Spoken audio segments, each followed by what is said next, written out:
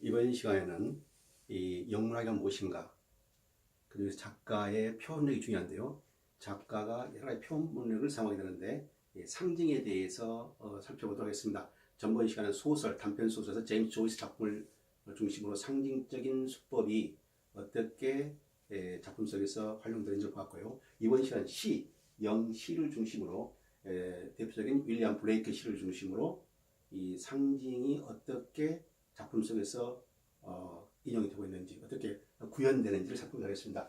윌리엄 블레이크는 18세기 말까지 활약이 된 사람인데요. 19세기 초, 18세기 중엽에서 19세기 초까지 활약한 사람인데요. 윌리엄 블레이크는 오늘날 영문학에서 낭만주의 작가로 분류가 됩니다. 그래서 낭만주의를 공부할 때 가장 먼저 들어가게 되는데, 사실 윌리엄 블레이크는 이 워즈워스랄지, 존 키치랄지, 셸리랄지, 바이론이랄지 이런 사람들 또 분류가 됩니다. 그 전에 약간 먼저 활약했던 작가이면서, 그런데 윌리엄 블레이크는 이 오늘날 영시로서만 연구됩니다만은 화가, 그 다음에 판화 작가로서 굉장히 연구가 많이 되고 있고요. 이 윌리엄 블레이크는 처음 자기가 했던 작업은 화가, 판화 작가입니다. 그래서 오늘날 이 19세기랄지 그 당시에 그 미술사를 공부한 사람들 굉장히 그 윌리엄 블레이크 작품이 모아져 있는 이 런던 테임즈 강가에 있는 테이트 갤러리를 가서 공부를 합니다. 그 정도로 많은 작품을 모아놨거든요. 근데 윌리엄 블레이크는 이 상징성을 작품에서 많이 활용하는데, 이 시도 그렇습니다만은 실제 자기의 이 페인팅이랄지 판화에도 이 상징성을 굉장히 포함하고 있습니다. 당시의 화법, 이 페인팅의 화법에서 당시의 화법과는 완전히 틀린 그 상징성을, 추상적인 개념을 넣고 있는데요. 이 윌리엄 블레이크 자신이 젊은 시절에 많은 어렸을 때부터는 환상을 보았다라고 이렇게 전해지고 있습니다. 근데 실제로 그의 화풍을 보면요, 하늘과 땅의 결혼, 뭡니까 또 아담을 꾸짖는 하나님 등등 해가지고 작품이 있게 되는데요. 일단 그런 작품을 좀 우리가 좀 보도록 하겠습니다. 이것은 이제 태고의 그런 작품인데, 태고의 태초의 그런 작품인데요. 하나님이 이제 그러니까 우주를 창조하신 그런 모습을 그리고 있어요. 오늘날에는 이런 그림을 그릴 수 있다 생각할지 모르겠습니다만, 이 18세기 말에 이런 화풍을 쓰다는 것은 상당히 혁신적인 것이죠. 그 다음에 또 시를 보게 되면요, 시가 아니고 이제 그의 페인팅 작품을 보게 되면은, 자 보세요, 특이하죠. 화풍이요, 연민이라는 그런 작품이고요. 이것은 이제 하나님이 아담을 꾸짖는 그런 장면입니다. 화풍이 특이하죠. 그리고 또한 이런 작품은 그 미술사에서 흔히 봤던 그런 작품인데요. 역시 이 작품 또한 이 화풍 같은 것이 특이하죠. 이것은 이제 뭡니까? 등을 준비한 신부와 준비하지 않은 신부를 비교하는 거고요. 이 그림은 타이틀이 기쁨의 날 그런 건데요. 화풍이 매우 특이하지요. 그리고 이제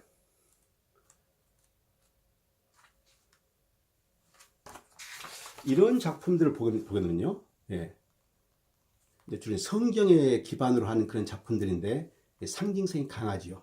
야곱의 사다리랄지, 그 다음에 아담과 이브에게 말씀을 전하고 있는 모습이랄지 이런 그림이고요. 그 다음에 또한 그런 작품들이 굉장히 많습니다. 굉장히 상징적이고 이미지네이션, 상상력을 동원한 그런 작품들이 굉장히 많죠. 그래서 이제 그 미술사에서도 획을 그는 그런 작가이고요. 그러니까 이 영문학 시는 이제 자기가 어떤 여분의 시간에 했고요. 흥미로서 문학을 공부해가지고 수로 공부한 거죠. 문학 공부 전혀 안 하는 사람인데요. 체계적인 문학 공부 안 하고 수로 공부해가지고 나중에 이제 영시를 쓰고 했었는데요. 이 살아생전에는 영시 작가로서 그렇게 뭡니까 각광을 받지 못했습니다. 사후에 19세기 들어와가지고 서서히 윌리엄 블레이크 시에서 연구가 일어나게 되고 20세기 들어와가지고 굉장히 중요한 뭡니까 학적인 주목을 받게 된 것이죠. 그 작가 바로 윌리엄 블레이크입니다. 그 작품 중에 이 타이거가 있게 되는데요. 작품이 타이거입니다. 이 타이틀 이름이 타이거예요. 호랑이죠. 자 보시면은 1년, 2년, 3년, 4년, 5, 6년 있습니다. 5, 6년 있는데 제가 이제 지면상 제가 줄였는데요. 6연은 이게 그대로 1년이 반복되는 거고요. 그러니까 이 타이거 시는 6연으로 돼 있고 외형을 공부하는데요. 끝에 타이거 버닝 브라이트로 끝났죠. 그다음에 in the forest of the night로 끝났죠. 그래서 뭡니까? 아분이 같은 겁니다. 끝 라임이 같은 거예요. 트 끝났죠. What immortal hand or eye could frame thy fearful symmetry? I tree 같죠. 이같이. 그다음에 skies, ice, aspire, fire 같죠. C, C, D, D. 그래서 아분이 A, A, B, B, C, C, D, D 이렇게 되는 겁니다. 그래서 원래 이제 18세기까지는 이 고전 문학의 전통, 어떤 형식을 많이 따라와요.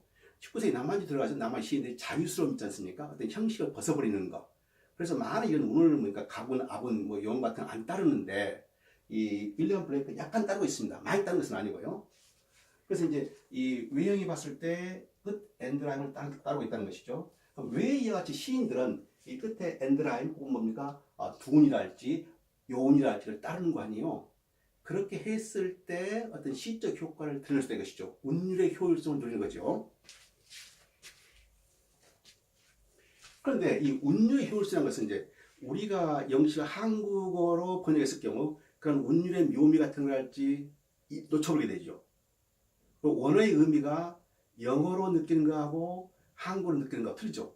그래서 우리가 원어를 공부해야 한다 그것이죠. 가능하면 원어를 공부하고 중세 영어 같은 건 중세어 영어로 쓰시지 공부를 하고 고대영 같은 건 고대 영어로 공부했을 경우 그 당시 그 시대의 그 작품의 진미가 그대로 느끼게 되는 것이죠. 자, 우리가 이렇게 되는데요. 두 번째 이 운율을 보게 되면요. 타이거, 버닝 브라이트죠. 타이거,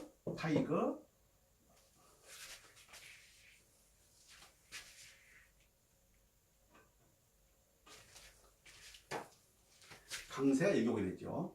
타이거, 버닝 브라이트. 이것은요, in the forest of the night 되죠. 그래서 강약. 영어의 운율에서 강약은 트로키죠. 트로키합니다. TROCHEE. 강약.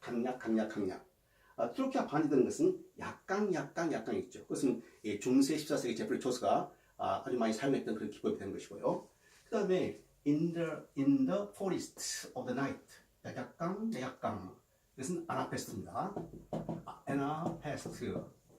여러 가지 운율이 있게 돼요. 그래서 이런 그 어느 정도의 뭡니까? 약강, 강약, 약강 이런 운율을 뭡니까? 이런 리듬을 맞췄다는 것이죠. 이런 것을 맞췄다는 것은 이것도 맞추고 뭡니까? 끝 엔드라임도 맞추겠다는 것은 어휘를 집어 넣을 때 운율을 생각하고 넣었다는 것이죠. 그걸 볼 수 있습니다. 자, 타이거인데요. 이 작품에서 소재는 타이거입니다. 타이거. 호랑이죠. 호랑이인데 우리가 알고 있는 호랑이는 뭡니까? 숲속에 있는 깊은 포레스트 울창한 숲에 있는 맹수의 왕 호랑이 였습니까? 그 호랑이가 단순히 맹수의 왕 호랑이인지 아니면 무엇을 의미하는 것인지 상징이라는 것은 어떤 그 물체나 어떤 개념들이 본래의 속성이 있게 되는데 그 본래의 속성에 벗어나 가지고 다른 의미나 뜻을 갖게 되는 거 그렇지 않습니까? 그럼 여기서 이제 호랑이인데 호랑이가 시에서 내포된 뜻하고 있는 호랑이가 숲속에 있는 동물의 한 종류인 호랑이인지 아니 그걸 뛰어넘어 가지고 또 다른 무엇 개념 어떤 뭡니까 뭐 사상을 뜻하는 것인지 그것을 지금 추적하게 되는 것입니다. 먼저 해석을 한번 보도록 하죠. 타이거, 버닝 브라이트, 호랑아, 빛나다, 밝게 빛나다. In the forest of the night, 밤의 숲속에서 밝게 빛을 발하는 호랑아. 여기까지 보면 분명히 보니까 숲속에 있는 어떻습니까? 동물의 한 형태죠. 분명하죠. 근데 밝게 빛나다, 버닝 브라이트, 호랑이의 안광이 빛나는 모습입니다. 여기 보니까 그 호랑이의 그 희생물들한테 보니까 그 호랑이의 안광에 마비돼 가지고 실신하게 됐죠. 그것을 나타나고 있는데요. 그러니까 깊은 밤에 캄캄한 밤에 그 맹수의 왕 호랑이가 안광을 레이저를 발사하는 겁니다. 그런 모습을 볼 수 있는 것이죠. 그래서 여기가 보게 되면 뭡니까? 자연물 속에 있는 호랑이 그 자체를 말하게 되는 것이죠. 자, 그 다음 what immortal hand or eye could frame thy fearful symmetry.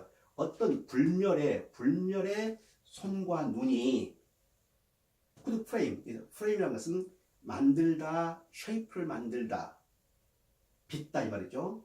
thy, 너의 fearful symmetry. 이 fearful은 fear, 공포, 무서운. symmetry라는 것은 뭡니까? 균형 조화를 말하죠. 근데 여기서 해석할 때 주의할 점이 fearful symmetry, 그러니까 너의 공포의 균형을 만들 수 있단 말인가. 근데 어떤 불멸의 손과 눈이, 그래서 불멸이라는 것은 죽지 않은 존재, supreme being, 어떤 신적인 존재를 말하는 것이죠. 무엇이든지 할 수 있는, 무엇이든 창조할 수 있는 그러한 존재, divine figure. 그러한 불멸의 손과 눈이 너의 그 공포의 조화스러운 모습, 균형 잡힌 모습을 만들 수 있단 말인가? 퀘스천 마크거든요. 이것은 일종 뭡니까? rhetorical question, 수사학적 의문이죠. 답을 필요로 하지 않다 이것이죠. 그러니까 다시 말하면은 어떤 불멸의 손도 신의 영역의 신의 능력을 가진 그러한 존재도, 불멸의 존재도 감히 너의 그 공포스러운 균형을 만들 수 없을 것이다 이것이죠. 여기서 약간 이제 달라지게 되죠. 네. 신도 감히 만들 수 없는 어떤 그 존재, 이런 뭡니까? 존재에 대한 이제 의구심이 나오게 된 것이죠. 그래서 근데 fearful symmetry라는 것은요, 두려운 공포에, 그러니까 symmetry라는 것은 이 양쪽 두 개가 접혔을 때 완벽히 하나로 겹쳐지는 것, 중세의 사원 모습이랄지 양쪽이 똑같이 어느 한쪽에 기울지 않고 딱 접혀지는 것, 완벽한 조화죠. 균형이죠. 완벽한 뭔가 미해한 모습인 것이죠. 근데 앞에가 fearful이 있거든요. 무서운 공포의 균형 조화. 이같이 두 개의 상반된 의미가 있었을 옥시모론, 모순어법이 되는 것이죠. 그래서 이제 이 fearful symmetry라는 것은 어떤 그 상상을 초월한 완벽한 미 조화에서 풍겨오는 공포스러움입니다. 너무 아름답고 하기 때문에 거기서 풍겨오는 공포, 이렇게 보는 것이죠. 자, 그 다음에 in what distant deeps or skies, 어떤 distant deeps, 심해를 말합니다. 심해, 바다 깊은 심해, 바다 끝, 그 다음에 skies, 하늘 끝. 어떤 깊은 심해와 하늘 끝까지 burnt the fire of thine eyes, 그대의 눈길에 불꽃이 타올랐단 말인가, 도달했단 말인가. 어떤 바다의 깊이, 뿌리까지, 바다의 깊이까지, 혹은 뭡니까? 하늘 끝까지 너의 안광, 호랑이 안광의 그 불빛이 그 위에까지 다다랐단 말인가. 역시 이제 보니까 그 맹수가 밤에 그러니까 안광, 호랑이가 눈의 불빛, 무서운 눈의 불빛이 뻗쳐나가는 것은 이제 일종 과장법도 될 수 있고 어떤 그 이상의 다른 것 같은 의미를 포함하게 되는 것인데요. 그래서 호랑이의 안광이 하늘 끝까지 다다랐고 바다 깊이까지 투과했다 것이죠. 그래서 이제 이러한 능력, 이러니까 무시무시한 어떤 에너지의 방출을 할 수 있는 이 숲속의 호랑이일 것인가. 그 다음 on what wings there hears fire, what the hand there sees the fire. 어떤 날개를 타고 on what wings, 어떤 날개를 타고 there, 감히 하다. 그가 aspire, 갈망하다, 소망하다. 어떤 날개를 타고 그가 감히 그 안광이 뻗쳐갔던 그 끝, 바다 끝이나 한 끝까지 날아갈 수 있단 말인가? 어떤 날개를 타고 하늘 끝까지 호랑이의 안광이 뻗쳐있던 그 하늘 끝까지 다다를 수 있단 말인가? 다를 수 없다는 말한 것이죠. 그럼 여기 이제 신화적인 것이 나옵니다. 신화적인 요소가 나오게 되는데요. 시인들은 자주 뭡니까? 이 신화랄지 전설이랄지 이런 것들 자주 시에서 인용하게 되죠. 날개가 있고 하늘을 날았다. 누가 있게 됩니까? 이카루스. 이카루스가 뭡니까? 미로에 갇히게 되는데 자기 아버지가 만든 그 왁스로 만든 그 날개를 타고 미로를 탈출하게 되죠. 그래서 하늘로 올라가 가지고 너무 올라가다 보니까 태양이 녹아가지고 왁스가 녹아가지고 떨어지게 되죠. 그와 같이 윙스, 어떤 날개를 타더라도 이 호랑이의 안광이 뻗쳐갔던 그 하늘 끝까지는 다룰 수 없을 것이라는 말한 것이죠. 자, 그러면 신화 속에 나오는 뭡니까?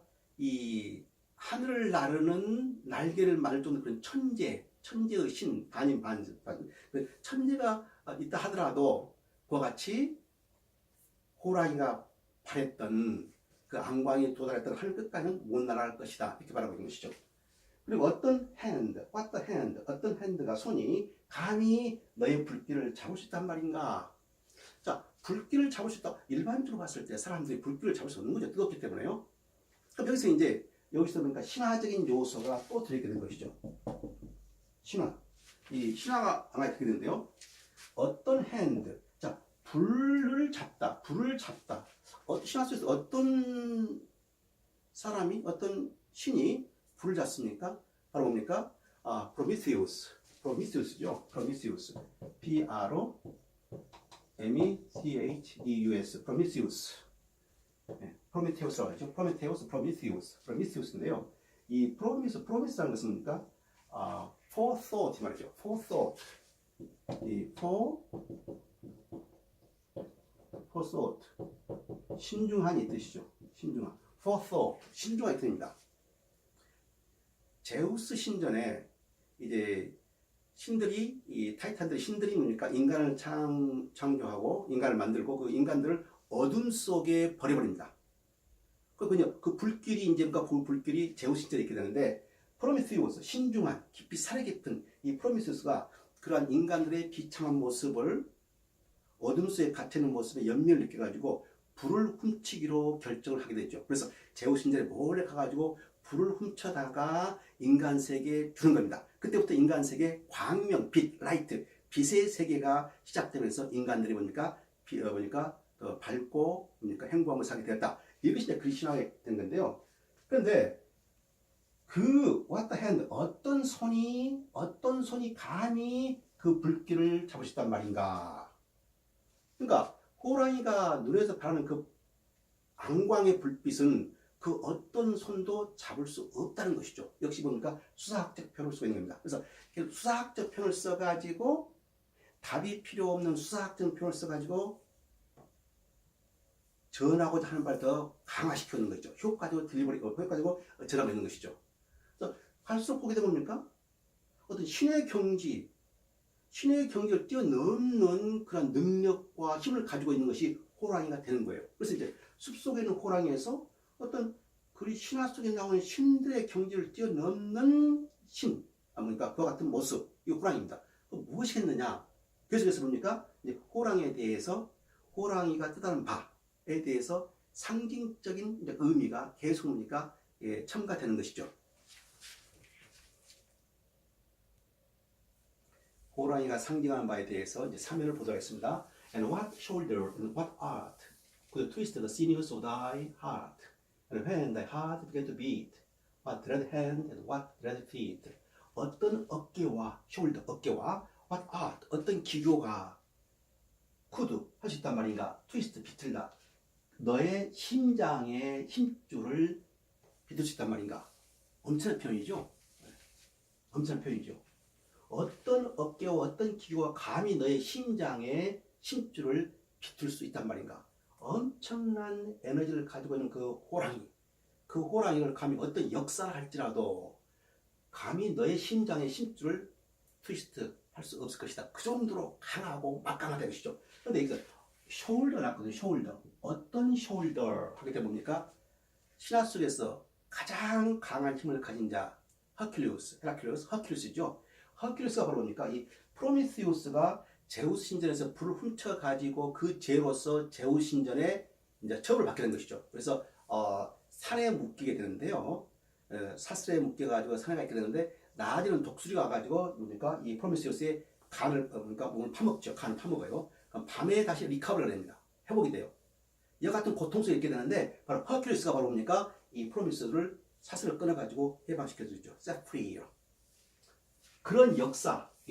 보게 되면 뭡니까? 우주를 쥐고 있는 그런 뭡니까? 그 허큘리스의 모습이 이렇게 됐습니까? 그런 어깨 역사의 힘이에요. 그런 어깨의 힘을 가진 허큘리스 할지라도 감히 호랑이 너의 심장의 힘줄을 트위스트 짤 수가 없을 것이다. 그와 같이 호랑이가 막강하고 아주 강하게 빌트업 몸이 구성되어 있다는 것이죠. 이게 자연 속에 있는 숲속에 있는 호랑이 모습이겠는가 생각해 보시죠. And when the heart began to beat. 자, 그와 같이 막강하고 무시무시한 힘을 가진 호랑이가 began to beat. 심장에 박동이 시작된다 하겠죠. 박동이 began to beat. 박동이 움직이기 시작한다. 움직이기 시작한다. What dread hand, what dread feet. 어떤 두려운 손과 어떤 두려운 발이 감히 그곳에 접근할 수 있겠는가 이건다. 이 부분은 이제 그 블레이크가요. 이 상당히 보니까 이 크로스가 돼가지고 이제 다른 문구도 쓰고 했는데요. 일반적으로 동사가 좀 빠져있거든요. 근데 어떤 무서운 손과 어떤 두려운 손과 두려운 발이 감히 그와 같은 호랑이 이제 심장이 벌떡벌떡 뛰기 시작하는데 접근할 수 있겠는가 이것이죠. 아주 경이롭고 무서운 장면을 묘사하고 있는 것이죠. What the hammer, what the chain, in what pony was thy brain, what the anvil, what red grasp, there is a deadly terror's clasp. 어떤 망치와 망치 나오거든요. 갑자기 사연에 가서 약간 내용이 달라져요. 망치, 어떤 망치가 어떤 쇠사슬이 망치가 나오고 쇠사슬이 나오게 되거든요. In what furnace, 어떤 용광로에서 너의 브레인이 너의 뇌가 있었단 말인가 만들었단 말인가 어떤 해머를 통해서 어떤 체인을 통해서 어떤 용광로 속에서 너의 뇌가 브레인이 만들었단 말인가 What the anvil, 어떤 모루 속에서 금과 보니까 이제 쇠를 단단한 것을 변형시켜 단조하게 사는 것이 엠비지 않습니까? 어떤 모루 속에서 너가 만들었단 말인가? 절대 만들 수가 없다 것이죠.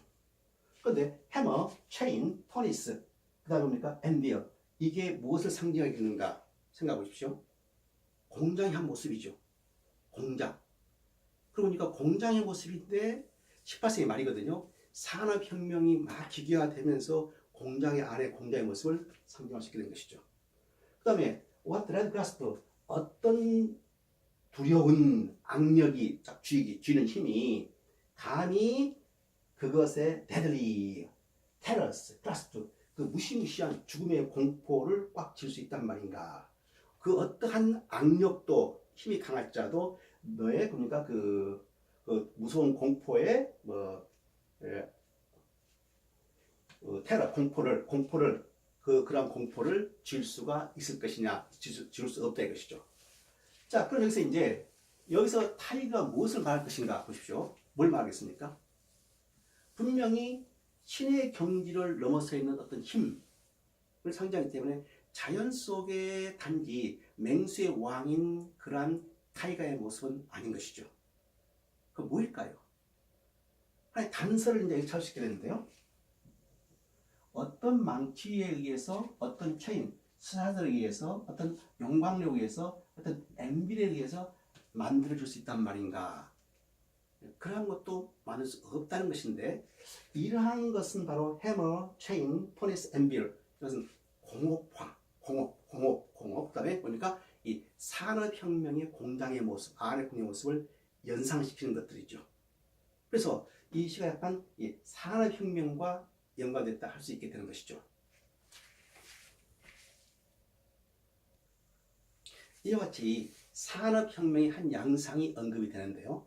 다시 정리해보면은 이 처음 부분에서는 숲속에서 밤의 어두운 숲속에서 안광의 빛을 발하는 호랑이의 자연 속의 동물의 모습을 볼 수 있게 되는데 어떤 불멸의 손도 너의 완벽한 조화를 만들어낼 수 없다는 것이죠. 그 다음에 하늘로 치솟았던 이카루스마저도 어떠한 그러한 뭡니까? 디달루스가 만들었던 날개 왁스로 된 날개를 타고 하늘을 날았지만은 그러한 뭡니까? 신화 속의 인물도 이 타이거의 안광이 뻗쳐 있던 그 한 끝까지는 나를 수 감이 없을 것이다. 그게 되어 있고요. 그리고 보니까 인간을 보니까 밝은 빛의 세계로 보여주기 위해서 보니까 인도하기 위해서 불을 훔쳐왔던 프로미스티우스도 감히 뭡니까? 그러한 호랑이가 발한 눈빛의 불빛을 감히 만질 수 없을 것이다. 그 다음에 역사가 뭡니까? 허큘스마저도 감히 너의 뭡니까? 심장의 힘줄을 트위스트, 그러니까 뒤틀릴 수 없을 것이다. 그렇죠. 보게 되면 뭡니까? 불멸의 존재들, 신들의 영역을 벗어날 때 것이죠. 그러면서 끝부분에 가서 사인에 가지고 산업혁명이 연결되어 있거든요. 뭘 의미하겠습니까? 여기서 말한 타이거는 분명히 자연 속에 있는 동물의 어떤 그 모습은 아닌 것이죠. 뭘까요? 그리고 이 타이거가 이러한 신들의 영역을 벗어난 이 타이거가 움직여가지고 거칠게 행동을 했다. 무엇을 연상할 수 있게 됩니까? 무시무시한 파괴죠. 파괴. 무시무시한 두려움과 파괴, 그리고 재난을 말할 수 있는 거죠. 재난. 생각해 보십시오. 신화 속의 신들의 영역을 벗어나 있는 그 무시무시한 어떤 그 타이거가 움직여가지고 뭐 활동을 했다 하면은 두려움과 파괴, 재난이 나올 거 아닙니까? 뭘까요? 그래서 산업혁명을 연결했기 때문에 이 타이거가 아마도 산업혁명을 상징할 수 있다라고 말할 수 있는 것이죠. 산업혁명을. 근데 이 산업혁명이 끝난 것이 아니고요. 이 이제 산업혁명은 뭡니까? 18세기 말한 19세기 중엽까지 어떤 연구했습니까? 공업혁명, 물질혁명, 뭐 자본, 물질 그런 게 되겠는데요. 이 산업혁명이 특히 윌리엄 블레이크 경우는 이 당시의 작가들이랄지 낭만주의 작가들 두 부류로 나뉘게 됩니다. 산업혁명 극천한 부류가 있게 되고 산업혁명이 인간의 휴머니티, 인간성을 보니까 파괴한다고 보는 관점도 있었어요. 그때 윌리엄 블레이크는 이 산업혁명에 대해서 네거티브 뷰, 부정적인 견해를 가했던 그런 부류에 속하게 되죠. 그래서 이 산업혁명을 인해 가지고 인간성이 그러니까 약화되고 악화된다 것이죠. 그래서 이와 같이 보니까 엄청난 기계혁명에 의해 가지고 사회가 변혁이 되고 있는데 이 산업혁명을 인해 가지고 보니까 수천 마리의 말이 끓을 수 있는, 말이 발할 수 있는 그런 동력을 전기기관에 대체한다는 것이죠. 무시무시한 힘인 것이죠. 그러니까 어마어마한 힘, 무시무시한 힘, 그게 바로 그러니까 이 타이거와 비교가 되는 것이죠. 그런데 산업혁명이 끝나는 것이 아니고 이 산업혁명의 원동력이 무엇이냐 것이죠. 원동력, 그게 더 무서운 것이죠. 산업혁명을 가능했던 것은 인간의 이성의 힘이 있죠. 이성과 합리의 것인데 인간의 이성적인 힘이 된 것이죠. 그러니까 인간 속에 갇혀있는 무시무시한 잠재력, 포텐셜리티, 이성의 힘, 파괴적인 힘, 이걸 말하게 된 것이죠. 이러한 이성의 힘이 좋은 곳에 쓰이면 좋습니다만은 산업혁명의 폐해와 같이 부정적인 면과 같이 잘못 쓰이게 되면은 엄청난 재난과 뭡니까 재해가 오게 되고 파괴에 따르게 된다는 것이죠. 그래서 이제 여기서 타이거는 산업혁명도 말할 수 있지만 근본적으로는 인간의 이성, 부정적인 그러니까 인간의 이성 활동, 인간의 이성 힘을 말한다고 볼 수 있겠습니다. 계속해서 이제 제가 이제 상징을 연구를 하고요. 이제 그 다음 시간에는 이 작가들이 그 우회적인 표현을 많이 씁니다. 이것도 좀 우회적인 표현인데요. 이제 뭐 산업혁명을 직접적으로 언급하면서 뭐 네거티브한 그런 요인들을 말해가지고 시를 쓸 수 있겠죠. 실제 그런 시가 있습니다. 이 런던 시 같은 경우는 런던 같은 그 시를 보게 되면 네거티브 부정적인 요소를 직접 언급하면서 나오게 되는데 타이거를 등장시켜가지고 그러니까 인간의 이성의 황폐스러움이랄지 위험스러움을 경고하는 시가 있게 된 것이죠. 그래서 이제 상징은 이제 이 정도로 하고요. 제가 이제 계속해서 이제 작가는 어떤 표현을 쓰는가 해서 이제 우회적인 표현. 제프리 초스가 이 우회적인 표현의 대가인데요. 변죽을 울리면서 전하고자 하는 바를 정확히 효과적으로 전하는 그런 기법을 쓰게 됩니다. 아주 절묘한 그런 기법이 있게 되는데 그 표현법을 계속해서 공부하도록 하겠습니다.